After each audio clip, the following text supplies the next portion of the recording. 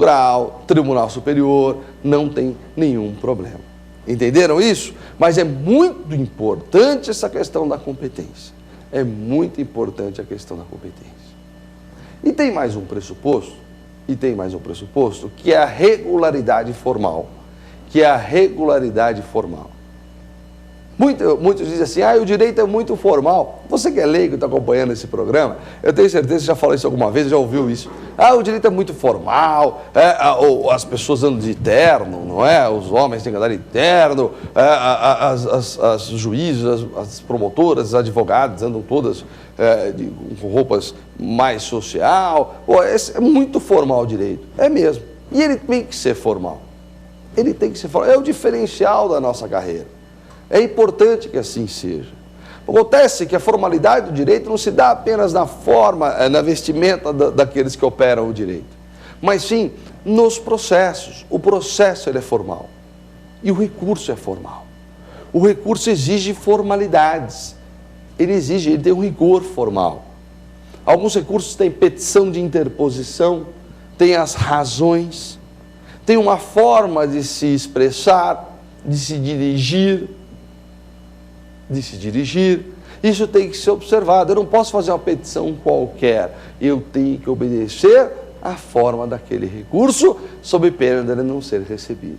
Então, a regularidade formal é importante. Geralmente, quando a gente acabou de se formar no direito ou começa a fazer as primeiras peças, a gente quer inovar, não é? Não pode inovar assim. Tem que se observar essa regularidade formal enquanto pressuposto de admissibilidade.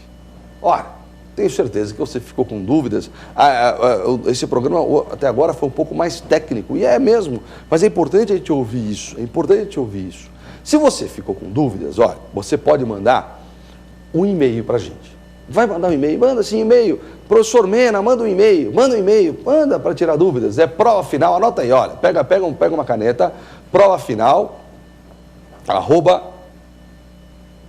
@aesapar.com.br. Prova final, @aesapar.com.br. Anotou? Beleza. Tá aí também? Saiu? Viu? Conseguiu escrever? Ótimo. Mas eu tenho mais um convite a você.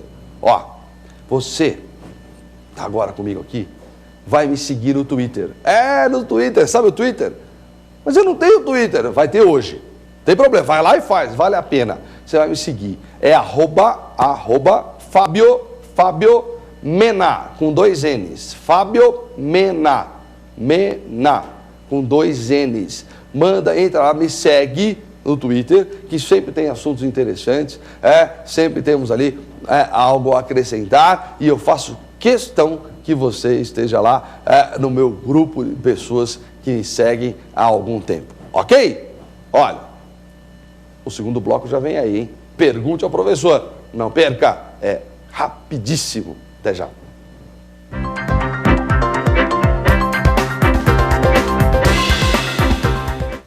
Viu como foi rápido? Segundo bloco, pergunte ao professor. Olha, presta atenção nas perguntas. Você vai ver como tem perguntas interessantes. Acompanhe direitinho. Depois eu vou analisar uma por uma. Quer ver? Vamos lá? Vamos à primeira? Professor Mena, quais são as diferenças entre pressuposto e princípios recursais?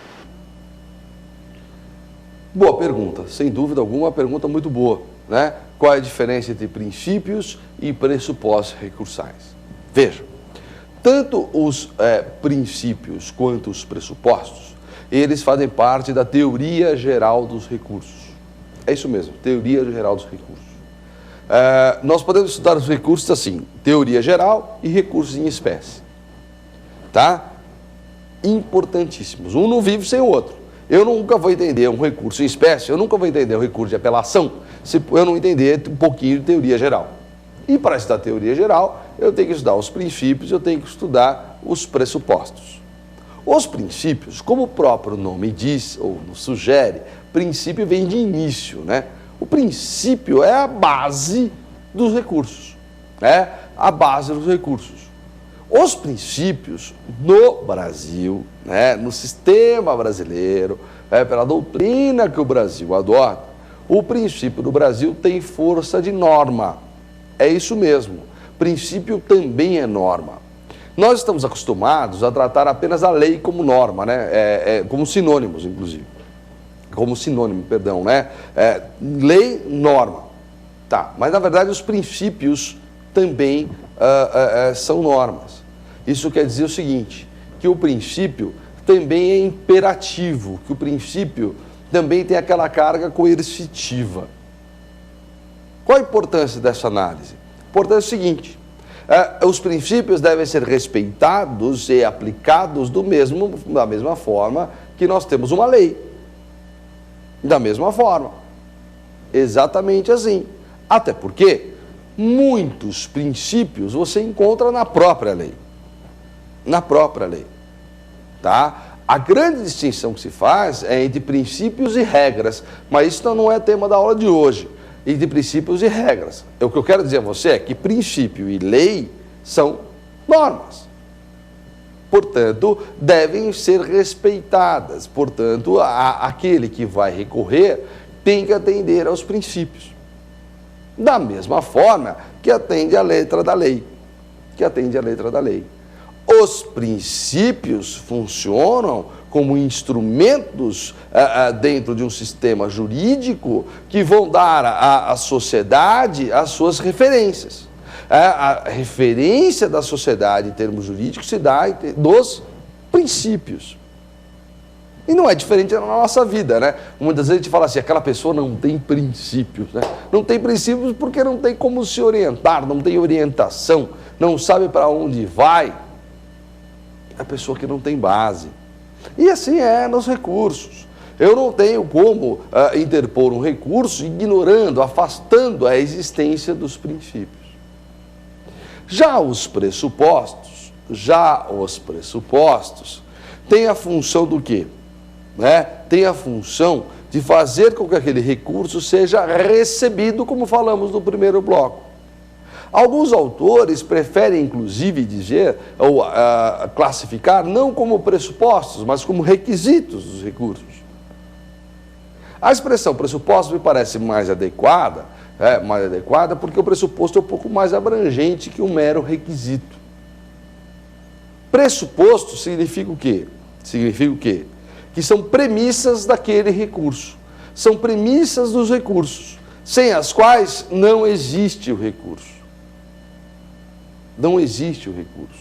Então, os pressupostos são regras, não são princípios. São regras criadas pelo legislador para que um recurso possa ser admitido, para que um recurso possa ser recebido. Portanto, os princípios dão norte, vão nortear o nosso sistema, vão dar base ao nosso sistema. Os pressupostos são regras legislativas, regras previstas em lei para o recebimento, para que o recurso seja admitido. Você vai falar para mim, mas isso é muito teórico. É um pouco teórico, sim, mas é importante a gente ouvir essas coisas, é muito importante, até para que a gente possa discutir isso, até para que a gente possa estudar mais. Entendeu? Olha, vamos ver a próxima pergunta? Vamos lá, segunda pergunta. Professor Fábio, como se caracteriza a dúvida fundada na fungibilidade? Boa pergunta. Eu esbarrei nesse tema no primeiro bloco, que é a questão da fungibilidade. A fungibilidade não é efetivamente um pressuposto de admissibilidade, é um princípio. É um princípio que nós temos no nosso sistema recursal, que diz o quê? Que diz que o juízo poderá receber um recurso no lugar do outro. No lugar do outro. Qual a importância disso para o estudo dos pressupostos? Claro, um dos pressupostos de admissibilidade é justamente o cabimento. E aí vem a questão, será que o nosso sistema, enquanto princípio, admite que eu erre, que o advogado cometa um equívoco na interposição de um recurso? Será que ele admite isso? Ou será que o nosso sistema é rígido a ponto de não admitir nenhum equívoco? Olha o princípio aí. Isso é um princípio. Fungibilidade. O nosso sistema admite sim esse erro. Só que ele impõe um limite. Não pode ser, primeiro, um erro grosseiro.